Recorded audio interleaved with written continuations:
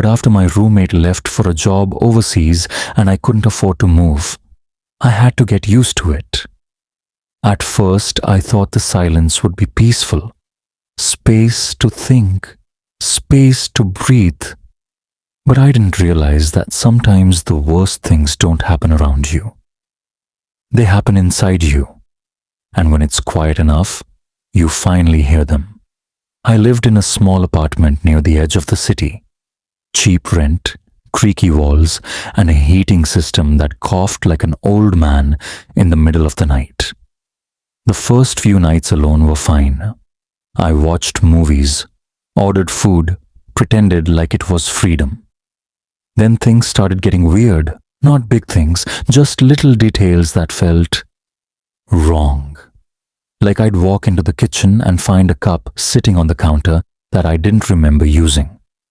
Or I'd hear the TV on in the living room, even though I was sure I'd turned it off. I thought it was stress. I was working remote, isolated, barely speaking to anyone. But then I started hearing things at exactly 3:13 a.m. Not earlier, not later. It was always the same. A soft knock on my bedroom wall. Not the door, the wall. The first time it happened, I was half asleep and ignored it. Second time, I turned on the lights and checked everything. No one. I even knocked back, half joking. No reply. But the next night, it knocked 3 times. Slowly, deliberately, and then a voice whispered my name from the other side of the wall. Daniel. My heart nearly stopped. I waited, holding my breath. Then silence. No footsteps, no movement, just silence. The wall it was coming from? It didn't connect to another apartment. It was an interior wall, just plaster and framing. I put my ear against it. Nothing. I told myself I imagined it.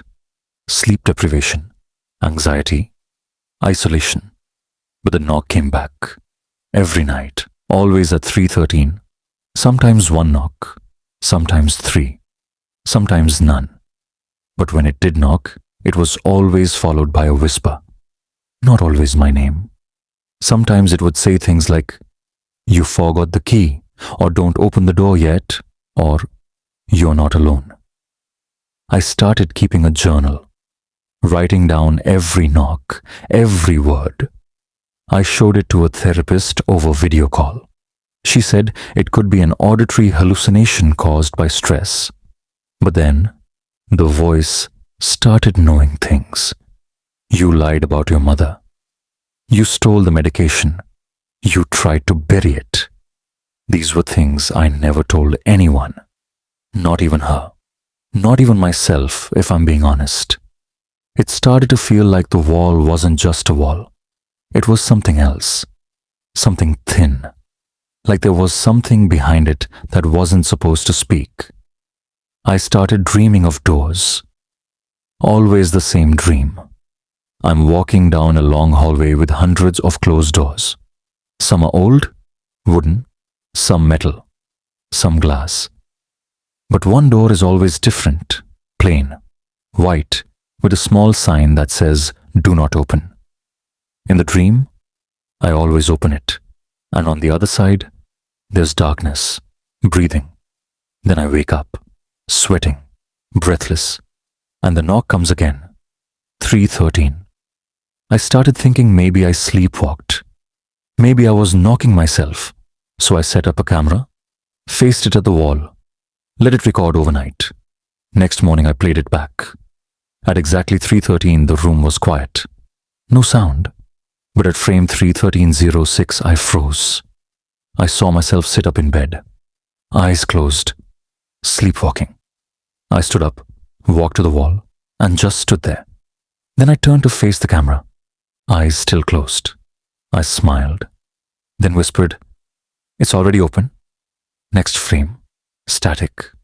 I don't remember any of it. I deleted the video, tried to forget. But the dreams got worse, more vivid. I kept waking up in places I didn't fall asleep. Once in the hallway, once outside the apartment door, once in the closet, curled up like a child. I stopped sleeping, But even then, the knock still came, even when I was awake. That's when I decided to break the wall. If something was inside, rats, old pipes, mold, I wanted it gone. I bought tools, waited for the knock. The second I heard it, I swung the hammer, cracked open the drywall. I expected studs, insulation, normal stuff. But instead, behind the wall, there was a small, locked door. Wooden. No handle. Just a keyhole. No reason it should be there. No architectural records showed any hidden door, but it was there. Real. I touched it. Cold. The voice behind it whispered, "Thank you." That night, I dreamed of the hallway again. But this time, there were no doors. Just the one. The one I opened. And inside it was me, staring back, smiling. I screamed myself awake, but my mouth didn't move. I tried again. Nothing. I reached for my phone. My arms wouldn't move. I was paralyzed. But from across the room, I saw myself, standing, watching, holding the key. That version of me smiled and said, "You should have stayed asleep." Then the world went black. When I woke again, everything seemed normal. Sunlight, coffee maker humming, birds outside. But then I looked in the mirror, and something was off. Subtle.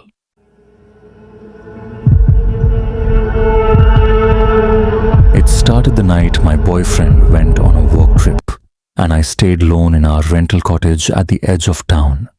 A little two-bedroom with old wood floors, foggy windows, and trees so thick outside, they made the house feel buried in the forest, even though the neighbors were technically just down the hill. I liked the quiet, or I thought I did. I worked from home, did yoga, made soup from scratch, read horror novels with a glass of wine when it rained. It was supposed to be peaceful, safe. But on the second night alone, I saw something or someone at the edge of the tree line. It was almost midnight. I was brushing my teeth and looked out the small fogged-up window above the sink. I thought I saw a shadow, not moving, just standing there. I froze, toothbrush still in my mouth, staring at the spot. It didn't move. I turned off the bathroom light to reduce glare. Still there. A dark figure. Not too tall, not bulky, but too far to make out. I blinked. It was gone. I told myself it was a tree, maybe a post, light playing tricks. But something about it bothered me. Not just the figure, but how still it had been. Like it was waiting. I brushed it off and went to bed, with all the lights on. At 2:37 a.m. I heard tapping. Not on the door, on the window. Just 3 light taps. I froze. My bedroom window faced the backyard, a good 10 feet above ground level. No deck, no ledge, nothing anyone could stand on. The taps didn't repeat, just those 3. I didn't look. I couldn't. I stayed in bed, heart pounding, clutching the covers like a kid. In the morning, I told myself it must have been a bird, maybe wind, maybe a branch. But when I went outside later, there were footprints in the dirt below the window. Bare feet. Human. The soil was damp from rain, and the prints were clear.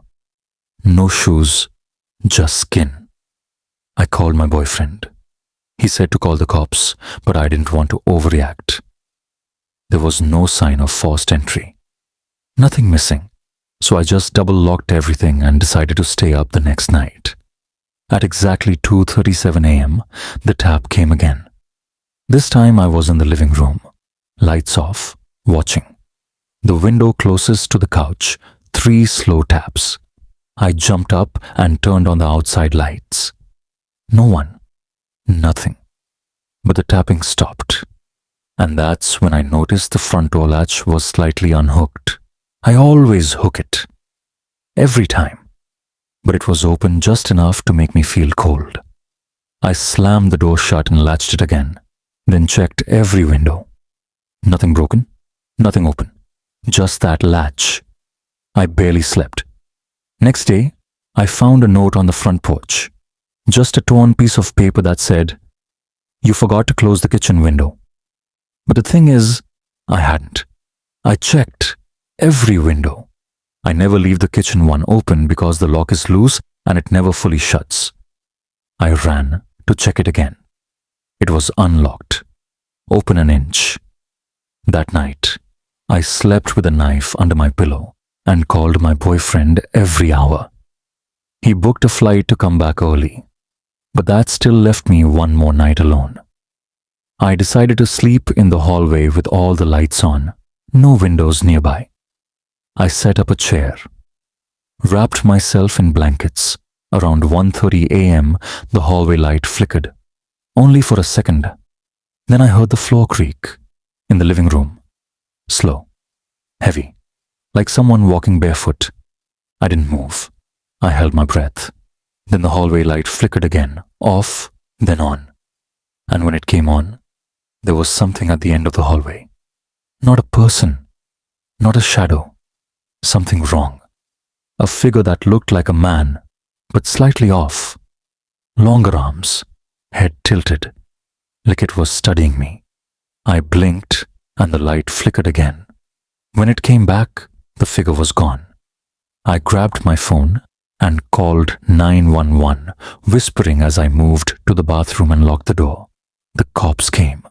They found nothing. No signs of forced entry. No footprints this time. But they did find something. In the living room, wedged in the fireplace, a small Polaroid photo of me sleeping, taken from inside the house. That was it. I left that morning. Didn't wait for my boyfriend. Packed a bag and drove to my sister's place in the city. We called the cops again, and they did a deeper sweep. Found signs someone had been living in the crawl space under the house. Food wrappers, dirty clothes, a blanket, even a second phone, loaded with photos of me taken through windows. But here's the part that keeps me up now. The detective asked if I ever left my back door unlocked. I told him no. Never. He said that didn't make sense because whoever had been living there never broke in. They came and went with a key. We had only made 2 copies when we moved in. One for me, one for my boyfriend. When I asked my boyfriend if he'd ever lost his copy, his face went pale. He told me he hadn't seen his key in months, thought he'd left it at work.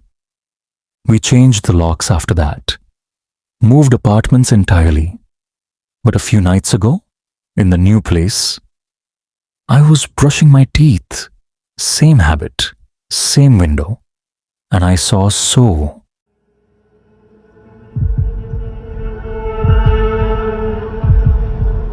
I had this weird habit of falling asleep with the TV on, always set to static or one of those no-signal blue screens. And I know that sounds strange, but silence freaked me out more than noise ever did. Especially after moving into this old rental apartment downtown that gave off the kind of cold that felt personal. I'd broken up with my girlfriend a month earlier, and the place was cheap, no roommates, and had this creepy charm like an abandoned movie set, full of squeaky wood floors and half-working light switches. I moved in the first week of November, and by mid-month, the weirdness had started. First small things like waking up to find the TV switched channels on its own to some local news station, or the volume turned all the way down even though I never touched it. I figured it was the remote, maybe a wiring issue. But then I started noticing something strange on the screen during the static. A shape, like a person's outline, just standing still like a silhouette behind fogged glass. I thought it was my imagination. But one night I paused. The static moved, yes, but the figure didn't. It stood right in the middle of the screen, unchanging. I stared for maybe a minute, heart racing, then blinked. And it was gone. I laughed it off, even joked about it to my coworker Jason at the coffee machine. He told me old TVs sometimes reflected shadows weirdly, but something in my gut told me it wasn't that. Then things escalated. One night I fell asleep watching an old black and white sitcom rerun and woke up at 3:11 a.m. to the sound of whispers. I couldn't make out the words, just hissing voices like someone was talking through bad reception. The TV was still on, volume low, but it wasn't the sitcom.